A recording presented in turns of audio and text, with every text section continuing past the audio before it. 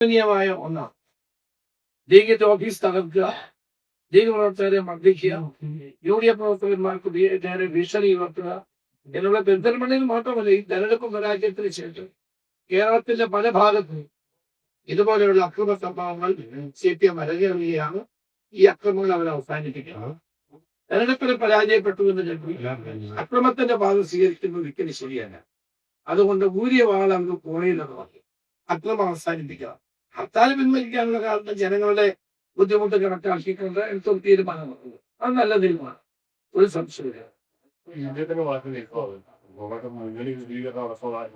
പല കാര്യങ്ങളും കൂടി ചർച്ച ചെയ്യുന്നത് UDF യോഗത്തിൽ ചർച്ച ചെയ്യും എന്നാണ് ഞാൻ കരുതുന്നത്. മറ്റൊന്ന് FIR FIRൽ ഈ പുറത്താക്കപ്പെടുന്ന BJPക്ക് മേധാവിത്വം ഒഴിവാക്കിയിട്ടുണ്ട്. അവിടെയാണ് ഏറ്റവും കൂടുതൽ ആളുകളെ പുറത്താക്കി. അത് കാബിനറ്റ് ലിസ്റ്റ് വന്നിട്ടില്ല. കാബിനറ്റ് ലിസ്റ്റ് വന്ന ശേഷം അത് പരിശോധിച്ച് അതിനുള്ള നടപടികൾ ഞങ്ങൾ സ്വീകരിക്കും. കാരണം കാബിനറ്റ് ലിസ്റ്റ് കാണാതെ നമുക്കത് പറയാൻ കഴിയില്ല. കാബിനറ്റ് ലിസ്റ്റ് വന്നാൽ മാത്രമേ അതിൽ ആരൊക്കെ മാറ്റപ്പെട്ടു, എവിടെയൊക്കെ മാറ്റപ്പെട്ടു എന്ന് കണ്ടെത്താൻ കഴിയൂ. അതിനനുസരിച്ചുള്ള നടപടികൾ പാർട്ടി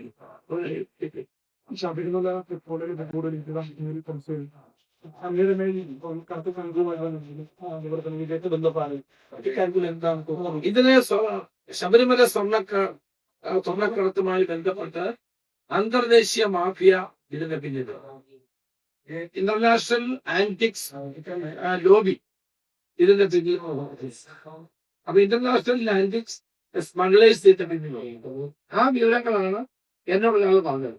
ആ വിവരങ്ങളാണ് ഞാന് നമ്മുടെ SITക്ക് കൈമാറിയത്.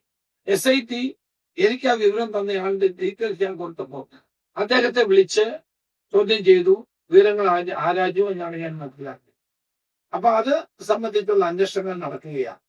വാസ്തവത്തിൽ ഇതൊരു വലിയ കൊള്ളയാണ്. 500 കോടിയിലധികം വരുന്ന കൊള്ളയാണ് നടന്നിരിക്കുന്നത്.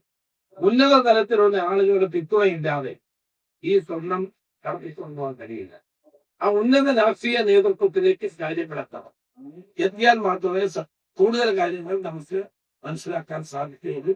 യഥാർത്ഥ കള്ളന്മാർ ഇപ്പോഴും മറഞ്ഞു നിൽക്കുക. യഥാർത്ഥ കള്ളന്മാരെ പുറത്തു കൊണ്ടുവരാനുള്ള നടപടിയാണ് SITയുടെ ഭാഗം.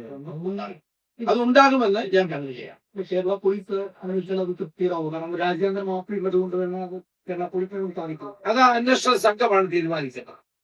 കാരണം ഇത് SITയുടെ പ്രവർത്തനത്തിൽ അതൃപ്തിയൊന്നും ഞങ്ങൾക്കില്ല. എനിക്ക് അവരുടെ പ്രവർത്തനത്തിൽ ആ ഉദ്യോഗസ്ഥന്മാരുടെ ക്രെഡിബിലിറ്റിയുടെ കാര്യത്തിൽ എനിക്ക് സംശയമില്ല. പിന്നെ അന്തർദേശീയ തലത്തിലുള്ള കാര്യങ്ങൾക്ക് അവർക്ക് അന്വേഷിക്കാനുള്ള നിരീക്ഷണം ഉണ്ടോ എന്നുള്ളത് പരിശോധിക്കപ്പെടേണ്ടതാണ്. അത് SIT തന്നെയാണ് പറയുന്നത്.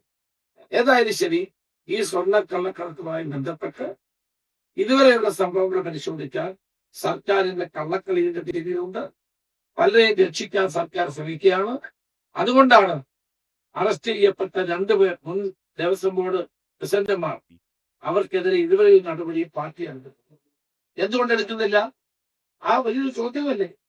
എന്തുകൊണ്ട് തൊണ്ടി മുതൽ കണ്ടെത്തുന്നില്ല? തൊണ്ടി മുതൽ എവിടെ പോയി? ഒരാളിനെ അറസ്റ്റ് ചെയ്ത് കഴിഞ്ഞാൽ നമ്മുടെ ക്രിമിനൽ നടപടി ചട്ടം അനുസരിച്ച് തൊണ്ടി മുതൽ കണ്ടെത്തും. തൊണ്ടി മുതൽ കണ്ടെത്തിയോ? എവിടെയാണ് സ്വർണ്ണമെന്ന് കണ്ടെത്തിയോ? അപ്പോൾ ആ നിലയിലേക്ക് കാര്യങ്ങൾ മുന്നോട്ട് പോകണം. യഥാർത്ഥ വസ്തുത കണ്ടെത്തേണ്ടി, യഥാർത്ഥ കുറ്റവാളികളെ നിയമത്തിന് മുമ്പിൽ കൊണ്ടുവരുന്നത് വരെ ഞങ്ങൾ ഈ പോരാട്ടം